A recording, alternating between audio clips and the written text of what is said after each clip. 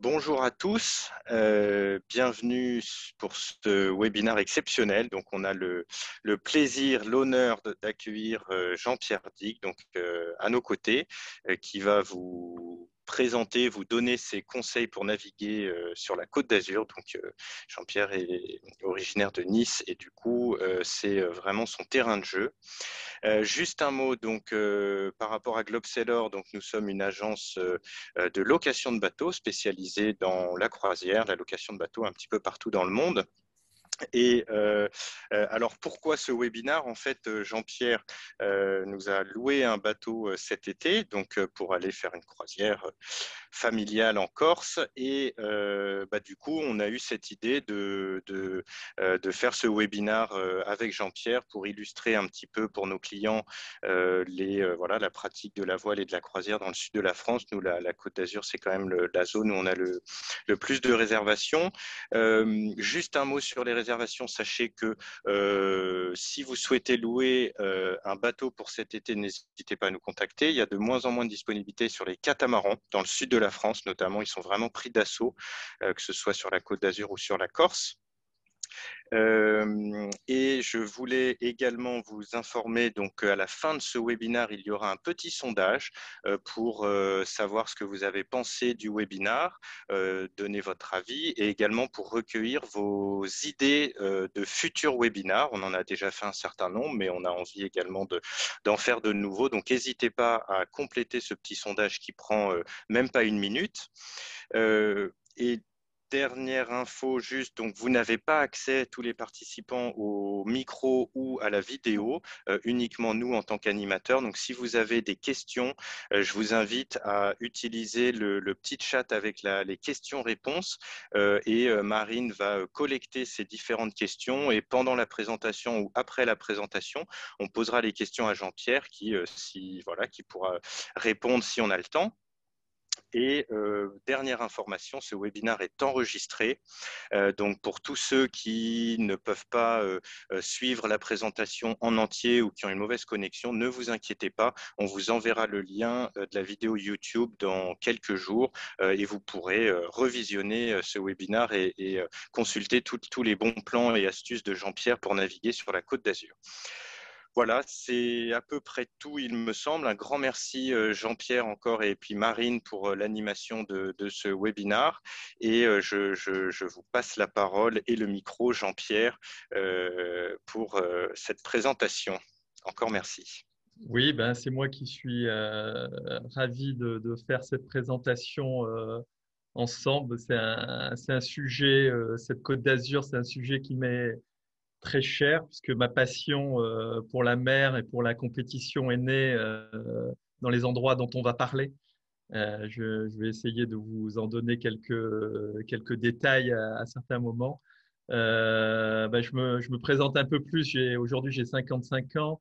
Ma particularité de coureur au large, c'est que j'ai eu une carrière en entreprise, comme peut-être une entreprise plus classique, un peu comme vous. Bon, ma formation, c'est vétérinaire.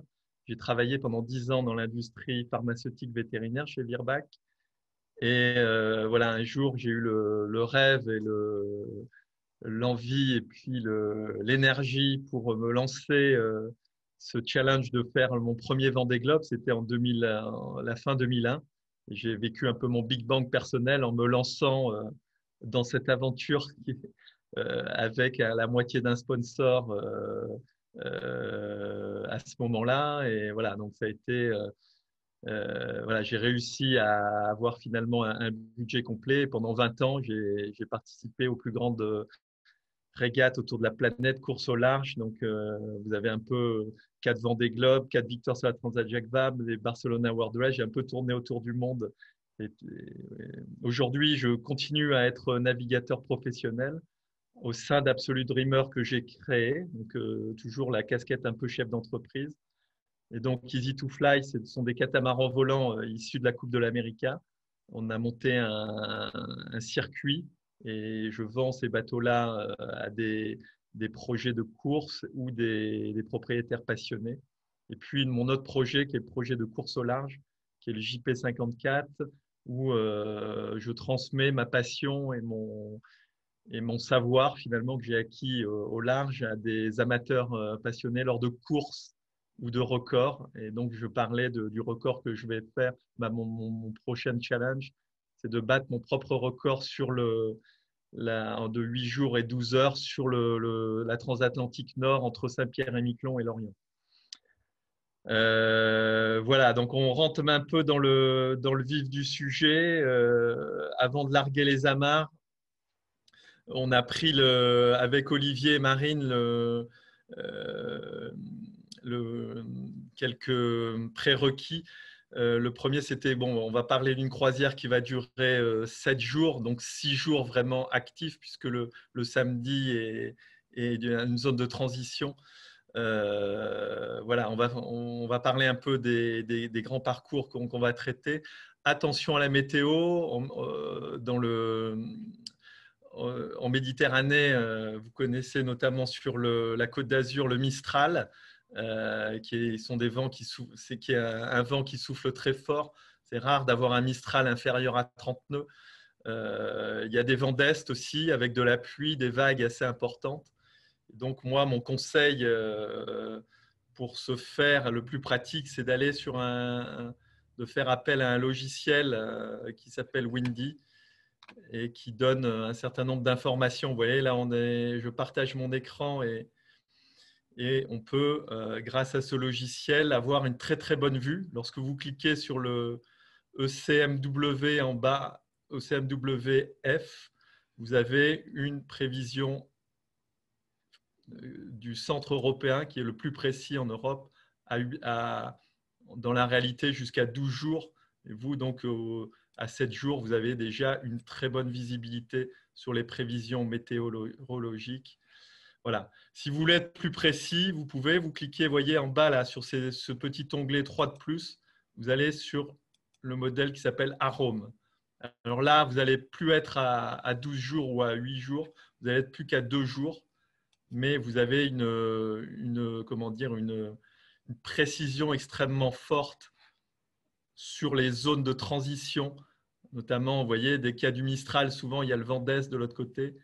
Où est-ce qu'il y a la zone de jonction, c'est-à-dire où est-ce qu'il y a vous le verrez peut-être en regardant le ciel, il y a des nuages, mais en tout cas, c'est une information qui peut être très intéressante. Voilà, donc ça, moi je vous conseille de le regarder matin et soir. C'est assez simple sur votre iPhone ou sur votre Samsung. C'est réactualisé à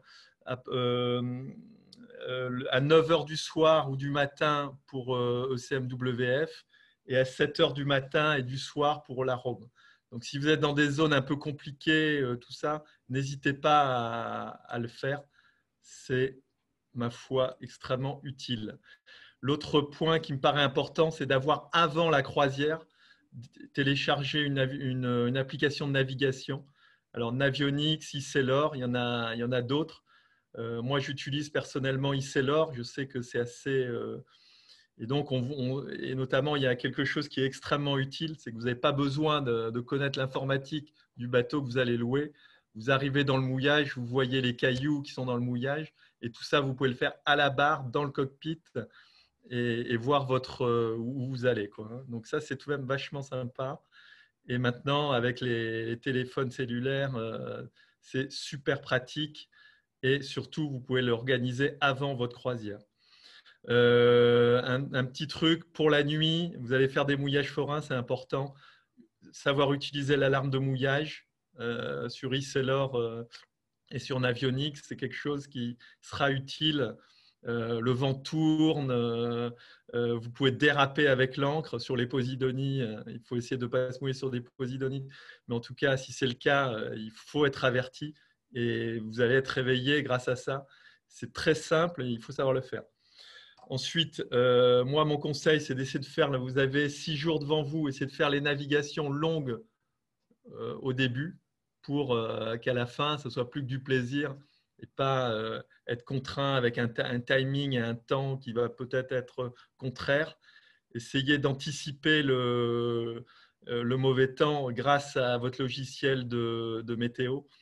Voilà, essayez de ne pas faire de l'ouest quand vous avez du Mistral à 40 nœuds. partez plutôt à l'ouest dès le début pour revenir. Bon, voilà, c'est du bon sens, mais bien regarder ça à l'avance parce que ça évite des stress après. Ensuite, le moment clé souvent dans ces croisières, c'est les manœuvres de port. Il faut bien les préparer, appeler le port en premier, briefer l'équipage, exiger que les téléphones soient fermés lors de ces manœuvres de port parce qu'on regrette souvent les choses. Et moi, j'ai mon petit truc, entre guillemets, c'est que souvent, la personne la plus compétente du bord, elle n'est pas forcément à la barre en train de manipuler les marches avant, marches arrière, mais elle est plutôt sur la plage avant ou aux endroits clés pour amarrer le bateau sur le pont. Et voilà, en général, les meilleurs savent mieux faire les nœuds, mieux amarrer le bateau. Et c'est souvent plus clé de les avoir à la manœuvre sur le pont plutôt qu'à l'arrière en train de hurler sur des gens moins compétents. Je ne sais pas si vous voyez ce que je veux dire. Sinon, un petit truc sympa, c'est apporter des outils de base, un laserman, peut-être une petite trousse Facom de tournevis ou quoi. Parce que souvent, on s'aperçoit que dans les bateaux, même si Olivier et Marine font super bien leur boulot, il y a des caisses à outils un peu hésitantes. J'ai le souvenir d'avoir dématé sur un bateau de location une fois, il n'y avait pas un outil à bord. Et on a dû appeler la SNSM en plein Rabalanchard. Alors, c'était assez frustrant, en tout cas, j'étais un peu honteux, je dois l'avouer, de ne pas avoir même quelque chose pour couper un ruban à bord, quoi. Donc attention, sauvegarder les numéros de téléphone importants, quelqu'un qui peut répondre des gens de LOC, voilà, ça c'est tout de même important. Numéro des crosses, on ne va pas faire un cours là-dessus, mais ça peut être utile dans plein de moments un peu cruciaux.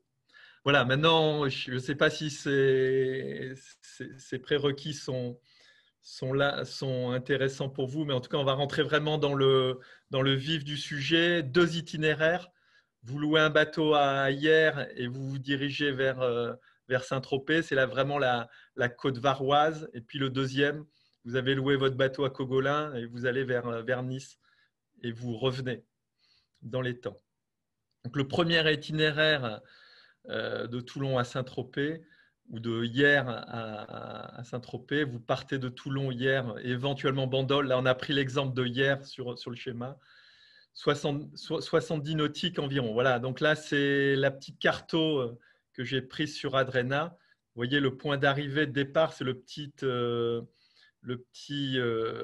fanion finish ou arrivée, Hyères plage.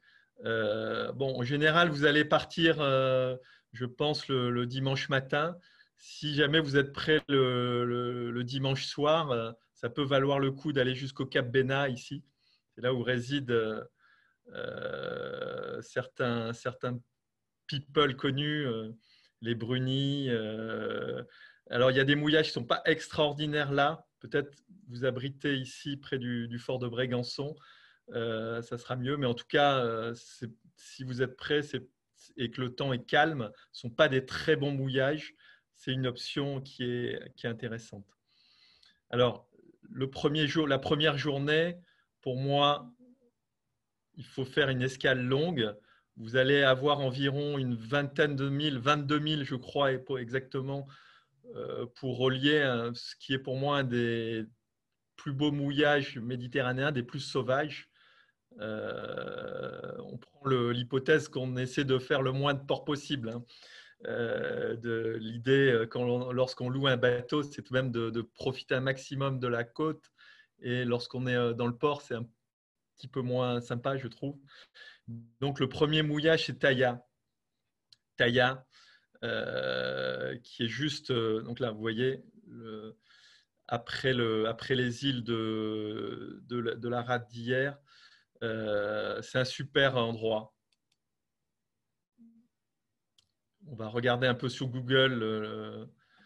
Vous voyez en haut à gauche, là, vous voyez, il y a une belle plage. Et donc, selon le vent, vous allez soit vous ancrer dans cette partie ouest.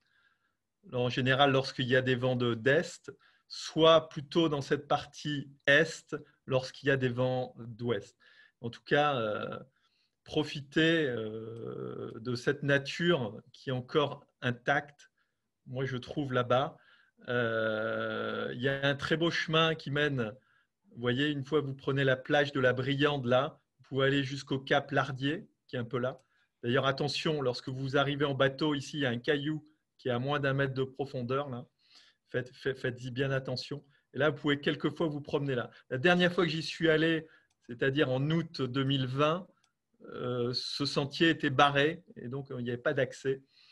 Et donc, voilà, on n'a pas pu aller bien loin. Par contre, il y a aussi un très joli chemin jusqu'à la plage de l'Escalais ici.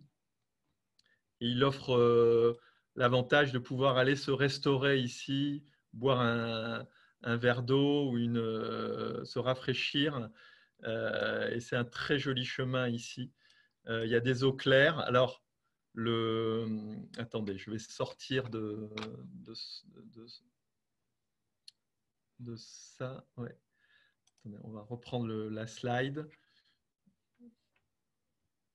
Voilà quelques photos. Ouais, ça c'est le chemin qui mène à l'escalier que j'avais prise. J'avais la chance de naviguer sur un très beau Swan 60. Je ne sais pas si c'est en location chez Globe Seller, mais Non, pas vraiment. et voilà, vous voyez, c'est au mois d'août. Il y a un peu de monde dans le mouillage, mais il y a beaucoup de place aussi. Et c'est vraiment sympa. Vous ancrez, le fond est sableux. C'est vraiment un très beau mouillage. Ça, c'est le premier soir.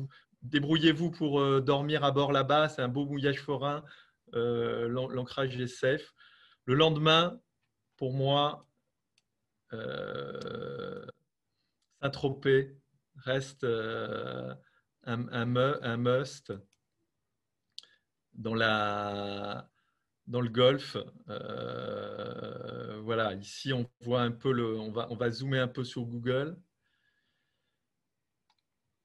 Voilà. Alors le mouillage, je dirais le plus classique du golfe de Saint-Tropez, lorsque vous arrivez pour passer une nuit, il n'y a pas trop à hésiter. C'est la plage des Canoubiers, l'Anse des Canoubiers, avec sa célèbre madrague, la fameuse maison de Brigitte Bardot, qui est encore propriétaire de cette demeure.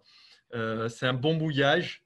Vent d'Est, ça protège bien. Mistral, c'est déconseillé. Allez plutôt à Port-Rémo, devant la plage de Port-Rémo. Et bon, on ne va pas se le cacher, c'est toujours sympa d'aller à Port-Rémo, à Saint-Tropez. Vous voyez le port, c'est un port de pêcheurs extraordinaire. Il y a énormément de boutiques. Votre femme ou vous-même, vous allez pouvoir sortir les cartes bleues à gogo. Un petit truc pour y aller sans aller au port. Vous allez ici vous mouiller près de la plage des Graniers, là. Et alors, soit vous allez boire un verre, je pense qu'il ne va pas être opposé au restaurant qui se trouve ici. Et là, vous avez un service de navette qui vous apporte, qui vous mène à la plage et qui vous remet sur votre bateau. Soit vous prenez votre annexe et vous allez sur la plage et vous marchez juste ce petit sentier qui monte là, vous voyez. Et tac, vous êtes dans Saint-Tropez. Vous arrivez là, juste près de la place des Lys. Et c'est un petit astuce pour éviter d'aller vraiment dans le port, ce qui est aussi une option tout à fait convenable. Vous pouvez aller dans le port de Saint-Tropez, le port de Plaisance. Il y a un site dans lequel vous pouvez réserver les places. Je crois que c'est sur le canal 9, vous les appelez. Voilà. Alors, la meilleure tropézienne, la meilleure tarte tropézienne de Saint-Tropez, moi, j'ai essayé de tout tester. Pour moi, ça reste tout de même la tarte tropézienne de chez Sénéquier. Je suis désolé, ce n'est pas la plus économique, mais surtout la tarte tropézienne à la framboise, c'est ce qui se fait de mieux. Après, vous avez une autre petite boulangerie qui juste derrière la Sénéquier qui en fait une très bonne. Et puis, bien sûr, après, vous avez la tarte de tropézienne qui a été fait par Mika, l'historique. Juste après la guerre, il a créé ce plat. Mais je trouve qu'il s'est fait un peu déborder par ses concurrents. un resto sympa, bon, il y a beaucoup de restos un peu surfaits à Saint-Tropez, pas forcément économiques. La pizza Bruno, je trouve que c'est un endroit vraiment sympa. On a des bonnes pizzas, notamment des desserts, des calzones à la framboise, très bonnes. Voilà, je passe. Ça, c'était votre jour 2. S'il y a du Mistral, n'hésitez pas à aller à Port-Rimo. C'est très, très joli, la cité lacustre. Vous pouvez, il y a des bateaux qui vous transportent dans toute la cité lacustre. C'est vraiment bien. Vous voulez un endroit plus sauvage dans ce coin-là, je vous propose plutôt la plage des Salins, ici. Ouais, alors c'est la plage de la Moute ici, et puis les Salins un peu plus ici. Voilà, vous allez avoir un peu plus de côté sauvage et des eaux bleues turquoises qui sont très agréables. Là, on est au jour 2. Le jour 3, moi, vous devez commencer à revenir. Hein. Vous êtes environ à 35 000 du port de départ de hier. Si c'est Toulon, c'est un peu plus. Vous serez à 45 000. Donc, il faut commencer à rentrer. C'est un peu triste parce qu'on s'est peut-être habitué. Alors, je ne sais pas si les boîtes de Saint-Tropez seront ouvertes cet été. Ça va peut-être être un peu compliqué, mais voilà. Mais vous serez peut-être un peu fatigué. Moi, je vous conseille, en revenant, de goûter. Alors là, vous avez un peu le choix à midi. Ce sont plutôt des mouillages pas de nuit, mais des mouillages de jour. Alors, soit vous avez la Jet Set Pamplonne, la plage de Pamplonne, le Club 55. Là, vous n'allez pas forcément sortir à 2 heures de l'après-midi. Ça risque d'être plutôt 4-5 heures de l'après-midi. Mais bon, vous mangez à bord de votre bateau. Sinon, un peu plus sauvage, cette plage des Salins, qui est vraiment… vous pouvez vous mouiller devant. Il y a des beaux mouillages, pardon. On va revenir sur le Google. Vous voyez la plage des Salins, là. Oui, c'est tout de même de très, très, très belles plages. Là, il y a un bon resto ici, sur la plage des Salins, un très bon resto et des beaux fonds. Essayez d'éviter des mouillages dans des zones où il y a des posidonies ou des algues. Choisissez plutôt, il n'y a pas de bouée, ce n'est pas équipé avec des bouées comme dans d'autres mouillages, on en parlera à Saint-Égulphe tout à l'heure, mais voilà, mettez-vous dans des zones où il y a du sable et respectez évidemment toutes les bouées jaunes qui sont mouillées. Voilà, les Salins, c'est sympa. Alors ça, c'est plus à midi. Et puis après, le jour 3, moi, je vous conseille d'aller à la pointe de Cavalère. Alors, le port, pourquoi pas, c'est un port assez sympa, mais plutôt des mouillages du style Gigaro, qui reste encore une… Vous voyez, la bouillabaisse ici, là, il y a la fin de la plage, il y a quelques loueurs de bateaux, mais surtout là, il y a des et même il y a des petites criques ici qui sont assez sympas. Vous voyez, vous pouvez mouiller ici ou là. Il y a des petites plages aussi un peu plus loin. Et là, je trouve que c'est une bonne zone de mouillage, cette rade-là. Alors, un petit clin d'œil. Voilà, ma première croisière sur la Côte d'Azur, c'était en 1976. Ça ne me rajeunit pas. Voilà, on est le 3e jour, effectivement. On est arrivé ici, on a posé un petit casier là. Et notre plan, c'était d'aller dormir à Cavalère et de relever le casier le lendemain. Et une fois qu'on avait posé ce casier, on a fait ses premiers mètres au moteur. Et là, à la radio, on écoute RMC et on a eu l'information que Tabarly venait de gagner la transat anglaise en 1976. C'était sa seconde victoire.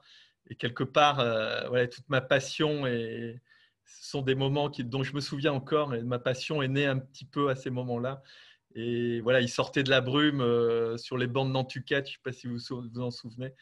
Moi, ça s'est passé ici le jour où j'ai appris ça. C'était un peu le démarrage de cette saga incroyable qui nous a qui a popularisé la voile en France avec Eric. Ouais. D'autres mouillages sympas ici. Vous pouvez aller à… Il y a vraiment des coins vraiment, vraiment beaux. Ici, le Rayol, avec, vous voyez là, toutes ces petites criques. Ce sont des mouillages de jour, hein. Attention, restez pas forcément la nuit ici, sauf si la météo est vraiment très cool. Mais là, vous avez une très grande bâtisse, la pointe du Dattier, tout ça. Vous pouvez aller vous promener. C'est vraiment des lieux exceptionnels. Alors, on avance. Jour 4, île de Porquerolles, Bagot. Pour moi, c'est un joyau à visiter. La première approche en général quand on arrive dans ces îles à partir de Cavalère, donc c'était l'idée, la baie de Portman, la calanque de Portman, pardon. Elle est là, c'est sympa.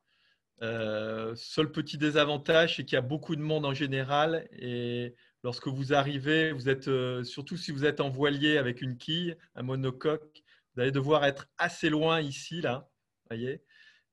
C'est pas forcément très agréable parce que le fond commence à être assez prononcé.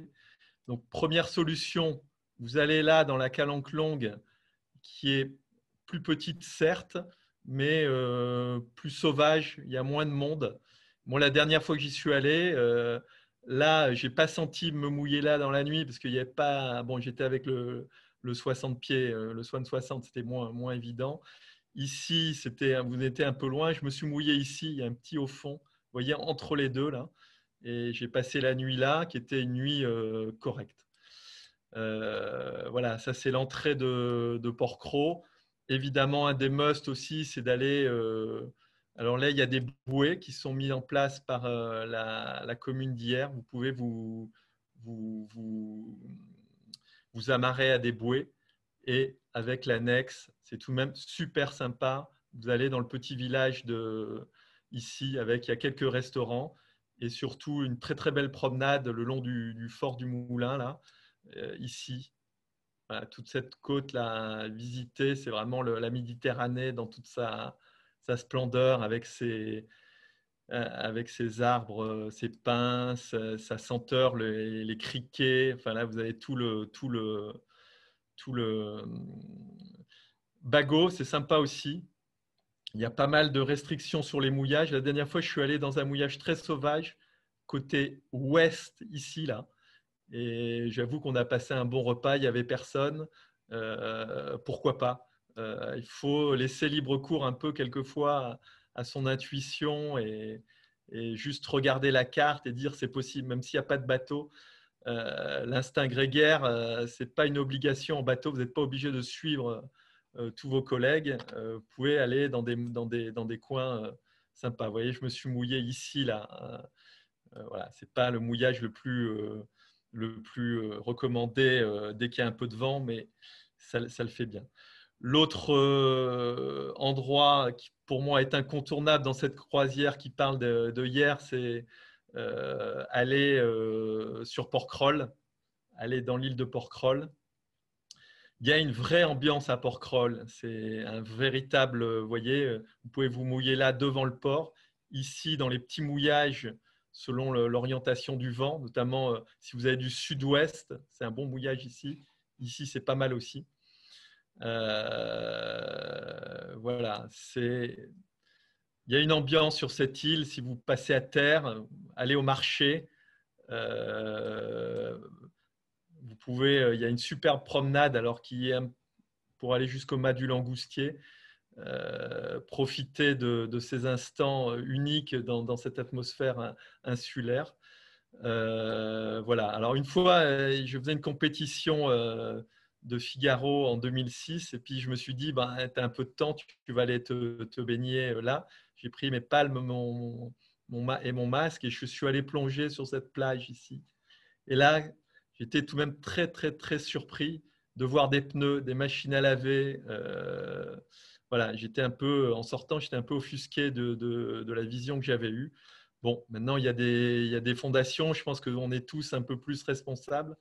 Je n'ai pas replongé là récemment, mais en tout cas, je sais que ça m'avait choqué la pollution maritime et des gens qui s'étaient permis de jeter des choses qui c'était un peu honteux.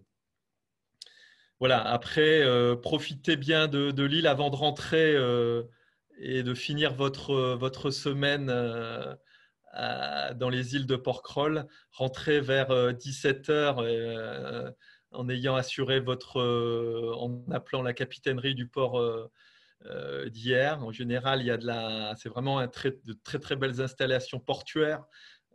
C'est sympa. Il y a des bons restos. Bon, il y en a quelques-uns assez connus, notamment en hiver je ne sais pas si vous vous souvenez de ces incidents avec cette politique française où il y avait eu un des restaurants qui était impliqué dans l'attentat qui avait été fait sur Yann Pia, je crois. Voilà, mais il y a des restaurants sympas, je vous rassure, et surtout l'agrément de ce port, c'est qu'il est tout près d'un aéroport. Et en été, normalement, il est assez actif. Vous pouvez rentrer au moins sur Paris ou sur des grandes destinations françaises. Et je dois dire que c'est assez pratique. Voilà, on peut peut-être regarder un petit lien Google Maps sur le port. Rien vraiment de choses à signaler. Voilà, attendez, je vais chercher. C'est ouais, je ne sais plus si le restaurant dont voilà, le Toco. C'était là où il y avait eu quelques responsables qui avaient été dans cette histoire. Ouais. Voilà, c'est sympa hier. Vous pouvez aller à l'Almanar aussi pour les aficionados de planche à voile. Attention, il y a souvent du Mistral plus fort sur cette côte. Voilà, vos manœuvres de port peuvent être pas évidentes s'il y a du fort Mistral là-bas. Est-ce qu'on est à peu près dans le timing, Olivier, là, pour le… Écoutez, il est 18h, ouais, on est dans le timing, c'est très bien. Non, D'accord. non, c'est très bien. Donc, on On va… Bon, continue. écoutez, on va passer au deuxième itinéraire et puis je pense qu'on concentrera les questions après avoir décrit ce deuxième itinéraire. Alors celui-là, il est presque plus personnel pour moi puisqu'il va aller jusqu'à Nice, qui est ma ville voilà, la ville où je suis né, où j'ai vécu toute mon enfance. Il est un tout petit peu plus long puisqu'on était plutôt sur du 60 000 dans l'itinéraire 1. L'itinéraire 2, c'est plutôt 80 000, hein, départ de Cogolin, aller jusqu'à Nice et revenir. Cogolin-Nice, c'est environ 80 000, pardon, 40 000. Donc aller-retour, c'est ça. Voilà ce que je vous propose un peu l'itinéraire général. La première nuit, faire la plus longue distance qui est de 22 000, je crois. Non, pardon, non, un peu moins que ça, 15 000, oui, 15 000 pour aller jusqu'à Gay, aller dans les Stérelles, après rejoindre les îles de Lérins, partir jusqu'à Nice, faire le saut jusqu'à Nice, si c'est possible, si la météo le permet. Évidemment, je ne vais pas vous dire de ne pas aller à Nice, qui est tout de même un super endroit. Ensuite, vous revenez. Mon conseil, c'est de revenir en baie de Cannes, à la Galère, pendant la Napoule. Et puis, voilà, vous terminez à Saint-Tropez. Voilà, ça c'est mon conseil. Vous avez encore un peu de temps en rab la dernière journée pour rejoindre finalement soit Grimaud, soit Cogolin. On va reprendre ça dans les détails maintenant. Attention, lorsque vous sortez de Saint-Tropez, il y a une zone de haut fond. Ne longez pas trop près la côte, mais là, pour le coup, il y a la sèche à l'huile qui est une balise qui est clairement mise. Mais vous voyez ici, là, il y a des hauts fonds qui sont assez dangereux. Alors, la dernière fois, j'ai pêché une très, très belle girelle avec mon fils. On a fait une très belle soupe de poisson. Mais je ne vous conseille pas cette soupe de poisson-là le premier jour. Je pense que le coup de téléphone que vous avez passé à la société de Log ne va pas être euh, complètement sympa de votre côté. Voilà, rejoignez l'Estérel, le massif de l'Estérel. C'est cette zone que vous allez vraiment voir devant vous. C'est massif, autant le massif des Morts qui est le long de Saint-Tropez et des Issambres ici est assez pas trop haut, autant le massif de l'Estérel il ressort, et surtout ce qui le fait ressortir, c'est qu'il est rouge, d'un très très beau rouge. On va regarder sur voyez, le massif de l'Estérel. Voilà, donc vous arrivez, bon, moi, alors il y a certains, je sais qu'il y a certains Saint-Raphaélois qui sont qui m'écoutent, mais effectivement, même si vous pouvez faire un petit mouillage à la journée sur les roches du Lion ici, le Lion de mer, je conseille pas d'aller directement à Saint-Raphaël, mais plutôt de profiter. Vous êtes sur un bateau, n'allez pas vous mettre à terre tout de suite dans les restaurants, profitez du mouillage forain. Ici, vous avez un beau mouillage, mais qui n'est pas forcément un mouillage de nuit près de l'île d'Or. C'est la plage de l'île d'Or ici. Vous avez et le petit port de Poussailles. Alors, le port de Poussailles, c'est un port qui est pas très profond. Donc, je pense que vous aurez des bateaux trop gros. Vous ne pouvez pas vraiment y aller en bateau à voile, mais ici, il y a des beaux mouillages. Et puis la nuit, le conseil, c'est effectivement rejoignez. Alors, juste, il y a un petit truc tout de même sur lequel il faut faire gaffe. L'île d'Or, là, vous voyez, il y a des bases de l'île d'Or ici, au sud-ouest de l'île d'Or. Faites attention, il y a des cailloux qui sont à fleur d'eau, là. Et vous n'allez pas vous mettre là-dessus non plus, ni celle-là à 1,8 m. Bon, en général, les bateaux passent. Moi, je sais qu'avec mes bateaux qui ont 4,50 m de tirant d'eau ou 3,50 m, c'est pas le 1,8 m, c'est pas le genre d'endroit où on a forcément envie d'aller. Alors, maintenant, voilà, on est là. La nuit, le plus raisonnable, c'est de rejoindre ici Aguet, la rade d'Aguet, qui est un très bel abri naturel, vous voyez. Et donc, vous voyez, regardez ces belles roches rouges là, du massif de l'Estérel, c'est vraiment somptueux. Il y a vraiment de très beaux endroits sauvages là-bas. Et la rade d'Aguet, aujourd'hui, il y a un système de bouées, une centaine d'amarrages, je crois. Et donc, appelez l'autorité portuaire qui est là l'été et qui peut vous aider, je crois, à vous amarrer. Alors, j'y suis pas allé depuis longtemps, mais voilà, il y a différentes grades de bouées, des bouées de bateaux de 6 à 8 mètres, de 8 à 12 mètres et de taille supérieure qui sont disposées. Et voilà, il y a une centaine. Alors, il y a une particularité, c'est que les gros bateaux, eux, vous risquez, vous dites, voilà, vous prenez une bouée, il y a un système un peu, et il y a d'autres très gros bateaux qui pourront peut-être s'ancrer au milieu de la baie d'Aguet, là, au milieu d'Arad d'Aguet. Ça peut paraître surprenant. Ils vont mettre leurs gros ancres. Voilà, c'est pas le plus écolo, mais en tout cas, vous respectez ce site naturel et vraiment, je vous conseille vivement d'utiliser ces bouées en question. On passe. Voilà, j'espère que vous allez passer une très belle nuit à Aguet et profiter de ces superbes roches rouges. Et voilà, vous allez commencer à vous diriger vers les îles de l'Érins. On a dit le jour 3, vous allez vers le jour 2, pardon, vous allez vers les îles de l'Érins. Attention, là, il y a une balise qui s'appelle la Chrétienne. N'essayez pas de passer entre la Chrétienne et la terre. Jouez pas au. Alors, ça passe, hein, ça peut. On y est passé lors de régates, il n'y a aucun souci. On adore ça, nous les régatiers, mais bon, je pense que vous n'avez pas grand-chose à gagner à faire ça. Notamment, il y a des hauts fonds, vous voyez ici la boute, là, qui est vraiment qui est proche de l'eau. N'allez pas là-bas. Et éventuellement, sur la route, vous pouvez profiter. Il y a quelques mouillages qui sont assez sympas après le cap Antéor ici. il y a des petites criques, mais alors honnêtement, ce ne sont pas des endroits où vous restez la nuit, hein.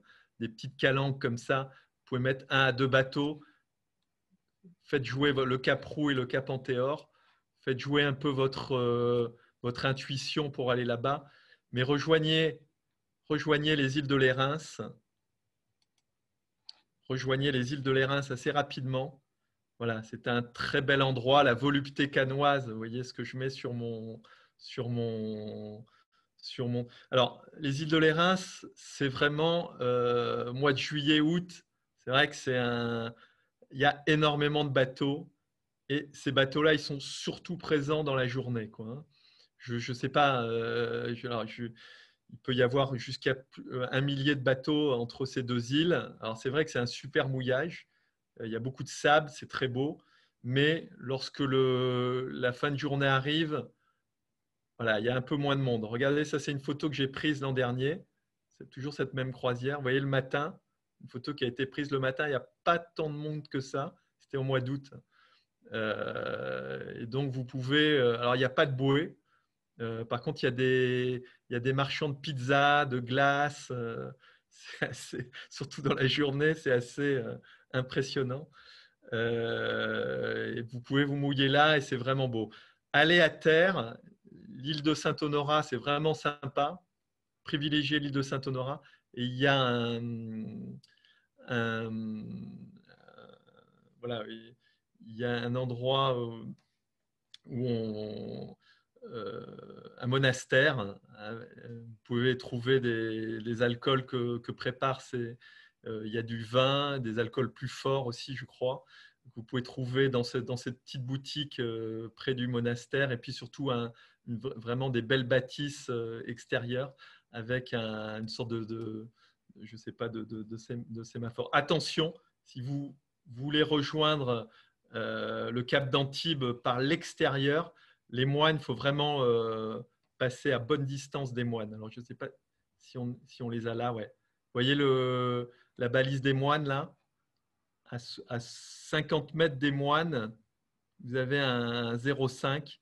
J'ai le souvenir d'avoir, alors je régatais pas mal à un moment à partir de la Napoule, j'ai le souvenir d'avoir vu pas mal de bateaux être tankés là, se prendre la quille là-dedans. Et je peux vous dire que ça ne fait pas du bien non plus, quoi. La balise des moines, là, il faut vraiment faire très attention, quoi. Voilà, mais c'est beau là-bas. C'est aussi le rythme insulaire. Mais voilà, donc le jour 3, si vous êtes bien en forme, si la météo est correcte, dirigez-vous vers la baie des Anges, Nizza la Bella. À midi, éventuellement profiter du bel écrin sauvage entre Juan-les-Pins et Antibes. Vous avez alors moi, je sais pas pourquoi le nom officiel de cette anse ici, qui est une très belle anse naturelle, s'appelle l'anse de l'argent faux. Et moi, je l'ai toujours appelée la baie des milliardaires. Alors, je ne sais pas, peut-être qu'on pourra discuter de cette appellation un peu plus tard. Mais en tout cas, c'est un endroit sympa, un peu hors du temps. Il y a des villas absolument extraordinaires. L'Eden Rock est pas loin. Voilà, c'est une belle partie du Cap d'Antibes. Ça fleure les vacances, c'est sympa. Attention, si vous voulez vraiment longer le Cap d'Antibes, là, vous voyez euh, rester à 100 mètres minimum parce qu'il il y a des cailloux tout de même. Vous voyez, celui-ci, celui-là, là. En régate, on passe très proche. Moi, je dois dire que j'ai vu certains bateaux, ils ne devaient vraiment pas être loin des cailloux. Faites attention à cet endroit. On peut aussi heurter de la roche là. Mais en tout cas, c'est un bel endroit, assez sauvage encore, dans une zone très, très urbaine, hein. Voilà. Et puis, bon, ben, voilà, vous allez me faire le plaisir, j'espère, de rejoindre ce cap euh, ici à Nice, Saint-Jean-Cap-Ferrat. Le Cap Ferrat, voilà, ici vous avez le Cap de Nice, et puis là, on va voir sur Google Maps. Vous avez un peu le choix finalement lorsque vous allez là-bas entre aller un peu en ville, c'est sympa, ou rester dans un univers un peu sauvage. On va détailler un petit peu.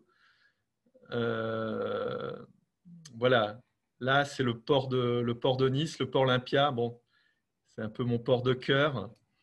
Vous voyez ici, si je zoome un peu, il y a un endroit qui m'est très cher, c'est une statue d'une baleine qui a été réalisée par Sosno, ici, et qui est dédiée à mon papa qui a disparu il y a, dans un an, ça va faire 30 ans. Et voilà, c'était pour lui rendre un peu hommage avec les gens de la ville de Nice. Voir cette baleine, c'est toujours beaucoup d'émotions pour moi. Et donc, vous pouvez appeler, voilà, il n'y a pas beaucoup de places de port malheureusement à Nice, mais le port Olympia, vous voyez la petite photo en haut à gauche, c'est vraiment sympa. Il y a des couleurs ocre, c'est vraiment un endroit. Ici, il y a un petit resto corse où il fait bon vivre. La tenancière est vraiment sympa. Et si vous voulez un restaurant un peu plus cossu, moi je conseille la Barque Bleue, où il y a d'excellentes pâtes à l'encre de sèche. Ici, ils ont quelques spécialités méditerranéennes, niçoises, qui sont vraiment sympas.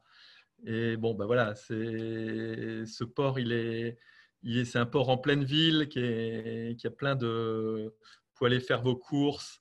Il y a une petite marche sur le château qui est sympa. Il y a tout le Vieux-Nice ici. C'est Nizza la Belle, là, comme on dit. Et puis, bon, ben, alors ici, il y a un restaurant qui était un peu un de mes restaurants favoris, qui était un restaurant de poisson, qui était assez extraordinaire ici, là, vous voyez, et qui malheureusement a brûlé il y a 2-3 ans, je crois. Et malheureusement, il est plus opérationnel. Sinon, ben, pour dormir la nuit, si vous voulez pas forcément aller en ville, vous avez la rade de Villefranche. Il y a des bouées aussi. Et je trouve plus sympa le Beaulieu, ici, où il y a vraiment cette espèce de belle presqu'île ici. Vous pouvez vous mouiller là. Voilà, c'est un endroit aussi où il y a beaucoup, beaucoup d'argent au Sagin Cap Ferrat. Il y a des villas absolument somptueuses. Mais là, dans cette petite anse, vous goûterez un peu des criques un peu plus sauvages avec des jolies plages. Et c'est sympa. Moi, je ne vous conseille pas d'aller jusqu'à Monaco. Vous commencez à être à 30 000 de la maison ou du retour de location. Je vous conseille après de rentrer. Je ne vais pas me faire des amis dans la principauté. Mais voilà, sur cette croisière-là, je pense que voilà, commencez à vous diriger vers le cap d'Antibes. Éventuellement, refaites cette petite escale au cap d'Antibes. Mais pour moi, la zone un peu. Ouais, voilà, bah ça c'est la fameuse, la petite statue. Merci Marine de l'avoir mis, dédiée à mon papa, qui a été réalisée par Sosno sur le port. Voilà, vous pouvez aller à la Napoule. Alors, le port de la Galère, qui est ici. Il y a plein de petits pointes ici où vous pouvez ancrer. Théoul-sur-Mer, qui est un petit port bon, qui n'est pas vraiment adapté à la plaisance, mais vous avez la Rague. Voilà, c'était le premier port où on avait notre bateau avec mon papa ici, dans le port de la Rague. C'est un port assez original avec le train passe au milieu du port. Et donc, vous avez quelquefois des TGV qui passent au-dessus de vous. C'est assez particulier. Et puis, Mandelieu-la-Napoule. Vous pouvez éventuellement, il y a des bons restos à Mandelieu-la-Napoule. Mais n'hésitez pas à vous ancrer ici. C'est malgré tout des bons abris. Ou éventuellement retourner aux îles de Lérins. Voilà, mais moi je conseille ce petit coin qui est un petit havre sympa au milieu de zones assez urbanisées. Et là, vous commencez l'Estérel, c'est un bel endroit. Jour 5, ça y est, votre croisière commence à se terminer. Ben, vous retournez à Saint-Tropez. C'est tout de même un très bel endroit. Voilà, vous voyez ici, c'est l'image que j'ai prise l'an dernier, au plein du mois d'août, le soir. C'est un tout petit peu embouteillé avec d'énormes bateaux qui sont des très jolis bateaux. Même si vous pouvez aller au port, comment dire, au port de plaisance plus classique avec une taille de bateau plus classique. Voilà, il y a des belles boutiques. On a Barbarac fait d'excellentes glaces sur le port. Vous verrez des Wally, vous rentrez dans un monde assez extraordinaire là-bas, surtout si, bon, en journée, il y a tout de même énormément de touristes. Ça peut être un peu gênant de marcher dans les rues. Dès que la nuit tombe, je trouve que c'est plus sympa, c'est plus agréable. Ici, voilà une petite image que j'ai pu prendre un peu comme tout le monde essaie de la prendre, cette madrague, la pauvre Brigitte. Qu'est-ce qu'elle doit être embêtée avec ça. Voilà. Et alors, par contre, attention, si vous êtes en bateau à voile, n'essayez pas d'approcher sa maison parce que vous avez des hauts fonds ici devant sa maison qui ont, je pense, sauvegardé de pas mal de journalistes. Vous voyez, à la madrague, là, vous avez, si vous devez aller devant ça, vous voyez là, la zone ici, c'est absolument hyper dangereux. Vous avez plein de cailloux là, juste devant, des cailloux qui effleurent l'eau. Donc, vous devez contourner cette zone-là, vous rapprocher ici et vous mettre ici. Mais c'est que si vous avez un bateau à moteur de très faible tirant d'eau avec votre annexe. Voilà, c'est juste pour les vrais people qui veulent voir Brigitte, ou en tout cas sa maison, et peut-être son âne et son chien, c'est là. Sinon, ben, vous avez tout de même toute la baie des Caloubiers ici, avec l'endroit où on faisait le film Sous le soleil, je crois. Et puis, bon, finalement, le petit trick que je vous ai donné tout à l'heure, comment rejoindre Saint-Tropez sans aller dans le port, la plage des Graniers. Le restaurant n'est pas mauvais. Il faut juste être prêt à payer une centaine d'euros par personne le repas.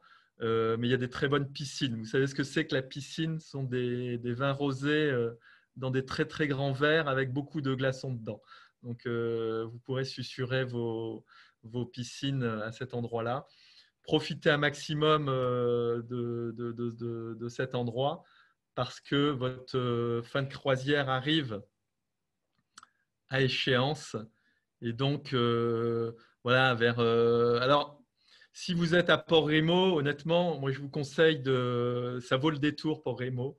Ce sont voilà, c'est une cité lacustre. Alors, c'est pas Venise, c'est une cité lacustre plus touristique, mais voilà, promenez-vous dans les canaux. C'est déjà très beau. Son architecte François Spoeri, un Alsacien, a fait vraiment bien les choses, vous voyez. Et il y a vraiment de très très belles maisons. Voilà, j'adore cette petite maison là, alors où il y a vraiment un très beau quai devant. Il y a ici, c'était la maison historique de Spoeri ici, qui était juste à l'entrée. Vous voyez, il n'avait pas pris le moins bel endroit.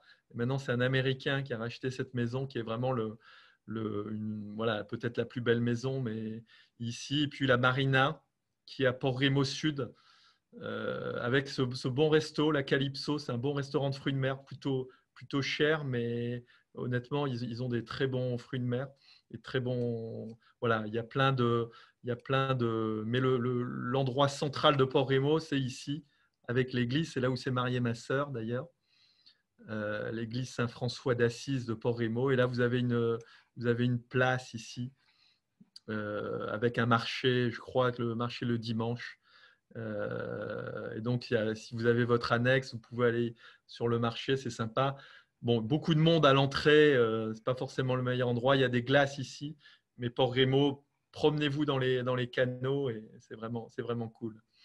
Voilà, Cogolin, si vous avez votre bateau à Cogolin, essayez de rejoindre Port-Rémo parce que Cogolin ne mérite pas franchement le détour, mais c'est un endroit où il y a des restos plus classiques, mais c'est moins, voilà, je le conseillerais moins. On reprend le webinar. Ça y est, on arrive retour à la base. Vous devez rendre les clés du bateau. Là, vous êtes un peu plus loin de l'aéroport. En général, ça met une bonne heure et demie, sauf si vous avez un peu plus d'argent, que vous pouvez aller à la Londe, louer un avion personnel. Là, vous devez aller soit à Nice, soit à Toulon, au même endroit, récupérer une piste d'aéroport. Évidemment, vous pouvez partir sur l'aéroport en voiture, mais l'accès aux gares est compliqué. Voilà, c'est pas un endroit facile d'accès. En tout cas, il faut souvent une bonne demi-journée entre le lieu d'arrivée d'avion et le lieu de prise en charge du bateau quelque part ou de décollage de l'avion. Un dernier petit mot qui me semble important, protégeons les espaces naturels, on en a parlé, privilégiez les bouées déjà mouillées à mettre l'ancre.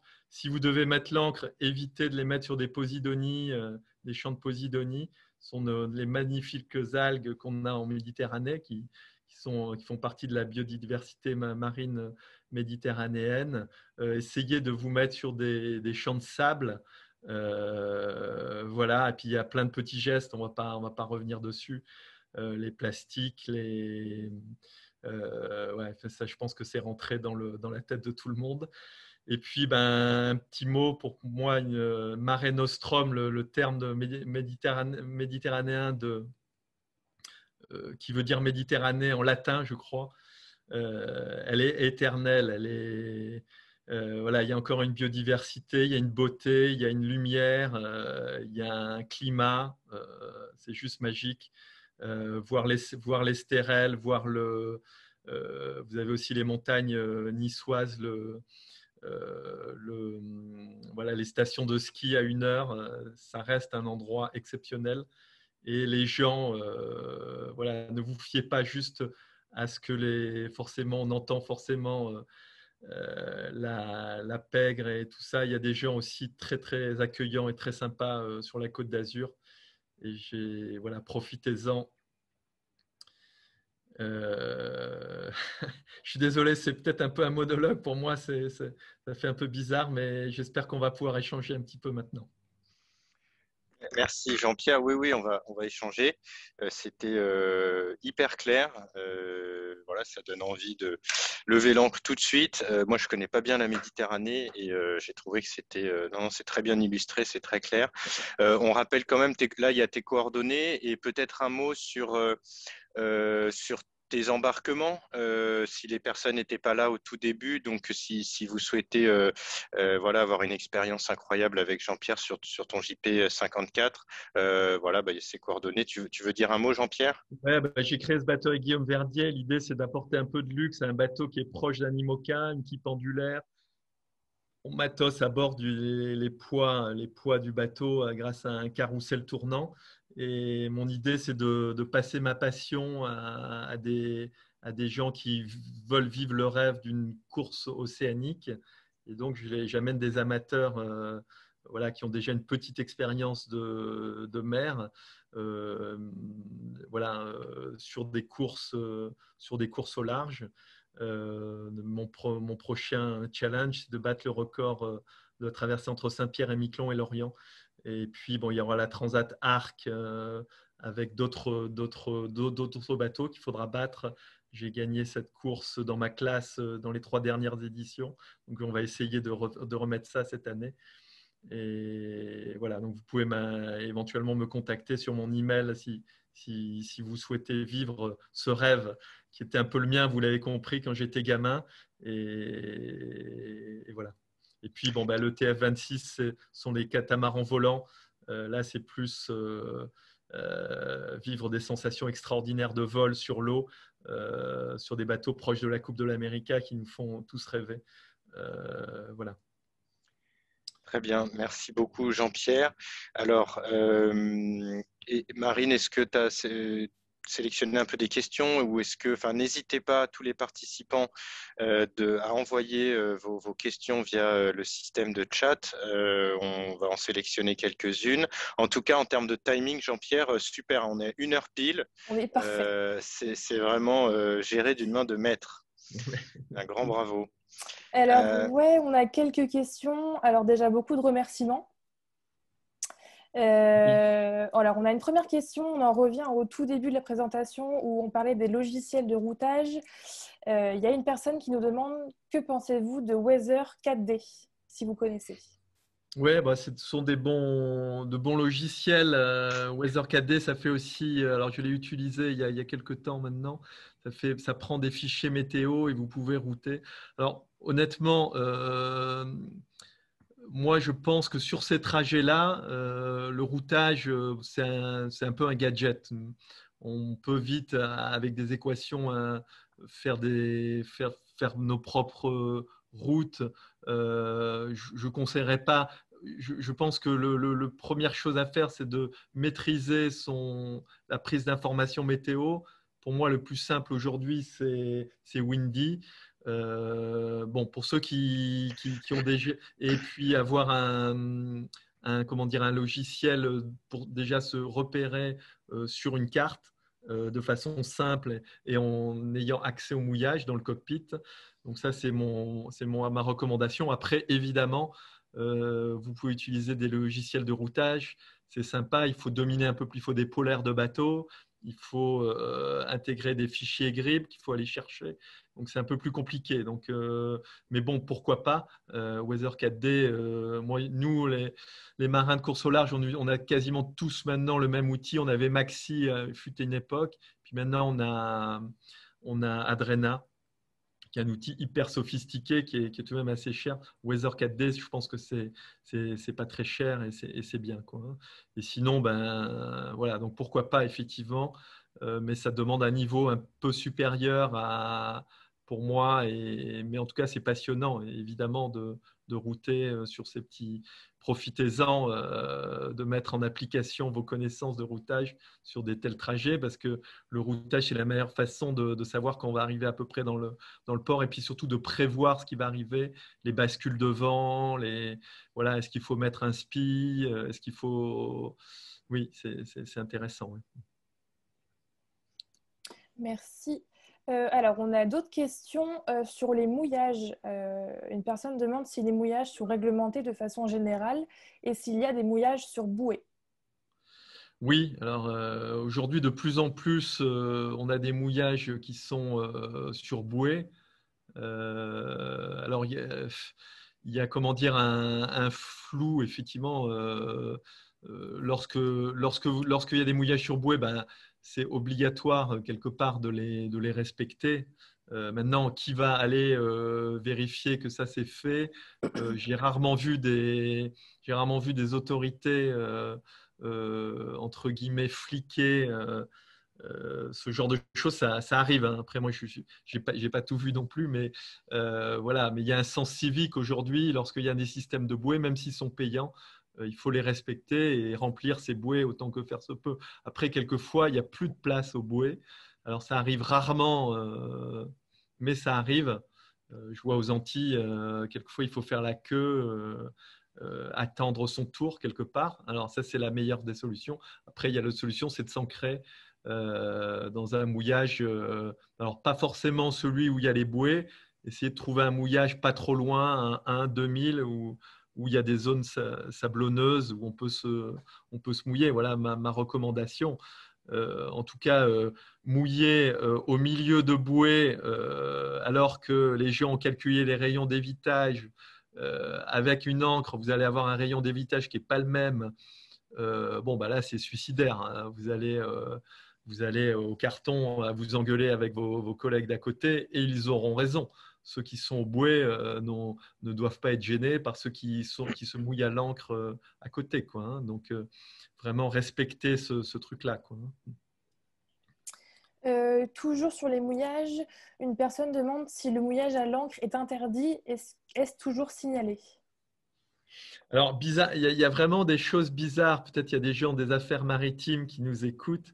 Mais effectivement, bah, il y a un bon exemple. C'est qu'il y a un mouillage qui est hyper connu, j'ai jamais compris encore. J'ai demandé aux affaires maritimes un jour, mais ils m'ont pas vraiment répondu clairement.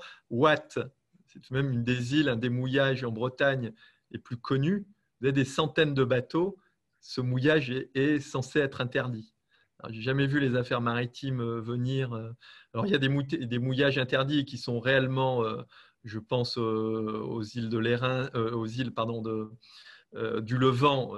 C'est une île militaire et là, vous avez interdiction formelle de vous ancrer pour la bonne et simple raison qu'il y a quelquefois des tirs de missiles ou comment dire, voilà, c'est respecté. Mais parfois, effectivement, vous avez des zones un peu de non-droit où il n'y a pas eu vraiment de clarification des choses. Mais bon, de règle générale, lorsque vous avez un interdit sur une carte, il faut vraiment se poser la question de mouiller là, quoi, hein. Si vous avez des centaines de bateaux qui sont mouillés là, bon, vous pouvez dire on va peut-être y aller. Par contre, s'il n'y a personne, n'y allez pas, quoi, hein. Les choses sont sont claires là-dessus, quoi, hein. Souvent des pipelines, des choses comme ça ou des lignes électriques qui font que c'est le cas, quoi. Il y a aussi des participants là qui soulèvent un autre point, Jean-Pierre, et je l'ai déjà entendu en fait assez souvent et étonnamment, des navigateurs, des plaisanciers qui naviguent beaucoup en Bretagne. En fait, ils ont assez effrayé de naviguer en Méditerranée parce que pour eux, les conditions peuvent changer plus brutalement. Et alors qu'on peut considérer que la Bretagne, il y a quand même plus de courants, c'est quand même plus complexe. Et quel est ton avis sur le sujet si on n'a jamais navigué en Méditerranée? Oui, alors il y a des vents potentiellement plus violents, c'est vrai. Le Mistral, le vent d'est peut arriver brutalement. Pas forcément. Oui, alors c'est en force, c'est vrai, mais aussi en brutalité, je Ouais, en dirais, régularité, en ouais. soudaineté. Ouais. C'est-à-dire que il va y avoir une sorte de front qui va passer, du Mistral violent qui se lève. On est un peu surpris. Et Alors, sur ça, Arôme, c'est bien. Sur Arôme, on voit bien si ça arrive. ouais, alors tout ça, c'est à modérer, effectivement. C'était vrai il y a 20, 30 ans. Ça l'est moins depuis 10 ans parce qu'on a aujourd'hui une véritable connaissance et une, comment dire, l'information a été divulguée au public grâce à tous ces fichiers météo et ces sites météo qui deviennent de plus en plus précis et juste quelque part vous allez sur le site à Rome, il y a des choses extraordinaires quelquefois, des vents qui sont vraiment fiables au nœud près. Donc voilà, aujourd'hui,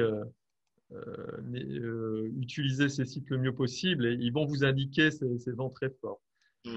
Il y a un autre truc que vous pouvez utiliser sur la Windy, je l'ai remis. Vous voyez, lorsque vous cliquez sur le clic gauche comme ça, vous allez mettre un point spécifique de la zone.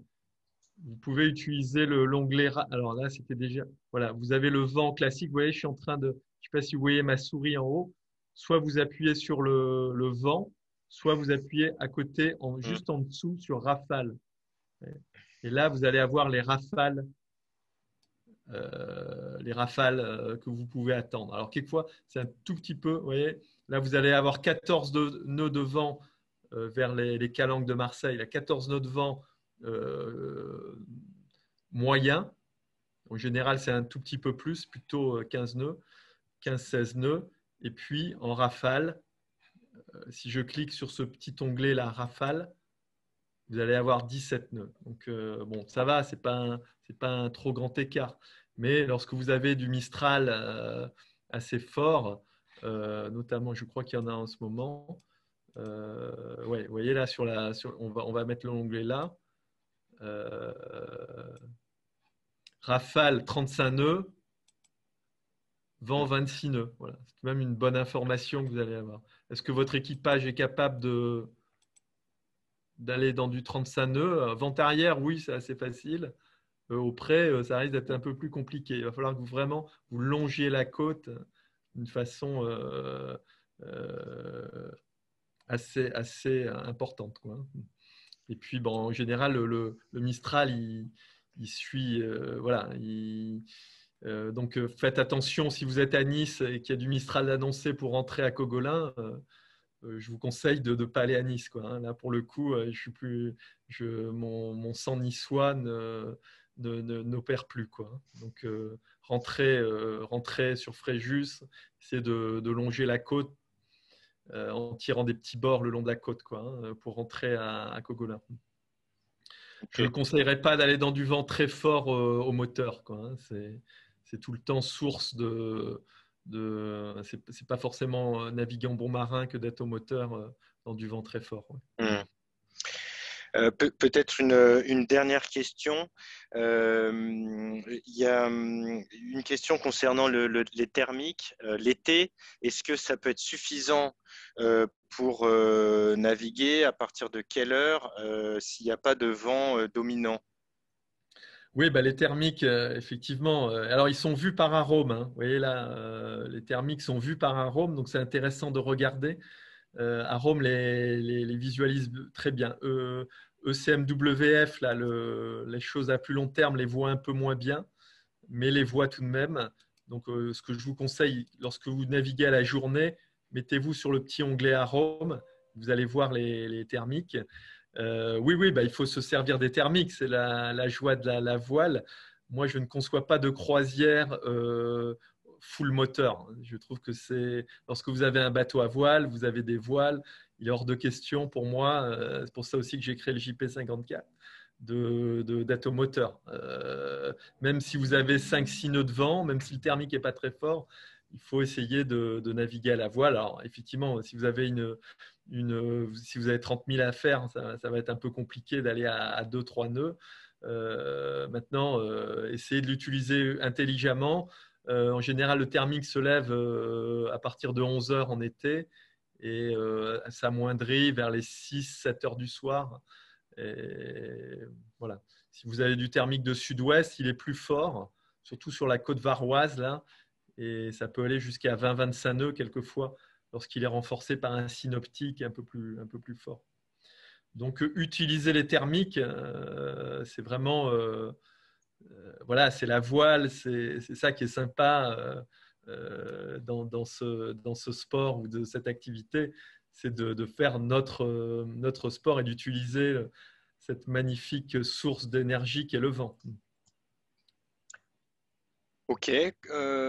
Marine, est-ce que tu as d'autres questions? Jean-Pierre, on ne va pas non plus vous accaparer trop longtemps. Est-ce que Moi, est-ce que c'est c'est bon. J'informe juste les gens parce qu'il y a une nouvelle question. Du coup, Quel- le replay vous sera envoyé par mail la semaine prochaine et il sera également disponible sur nos réseaux sociaux. Donc, si vous avez loupé le début de la présentation, pas de panique. Tiens, je vois une question de Émeric Le Péchou. Quelles sont les meilleures plages naturistes? Alors là, sur ce trajet-là, c'est l'île du Levant. Parce que non seulement il y a des plages naturistes, mais il y a un village naturiste où on peut se promener tout nu. Donc, bon, dans les boutiques, je crois que c'est un peu réglementé, mais bon. Voilà, là, Merci Jean-Pierre, parce qu'il faut que tu saches que cet Émeric en question, c'est un collègue de Globe Sailor. Donc, je pense qu'il pourra informer tous ses clients. Donc, merci d'avoir répondu à ces questions. Bon, ben, on va terminer là-dessus. C'est bien. Un grand merci Jean-Pierre pour le temps consacré et pour cette présentation voilà, qui était passionnante. Je vous souhaite à tous d'excellentes vacances, bon, le moment venu, hein, bien évidemment. Et puis, n'hésitez pas à contacter Globe Sailor hein, si vous avez des projets de croisière et Jean-Pierre si c'est des croisières au long cours, voilà, plus sportives. Voilà, donc vraiment un grand merci à tous les participants et Marine et Jean-Pierre. À très bientôt. Merci super, beaucoup. merci beaucoup. Beaucoup Au de revoir, bonne remerciements soirée à pour des tous. spectateurs. Au revoir. Merci, au revoir. À bientôt.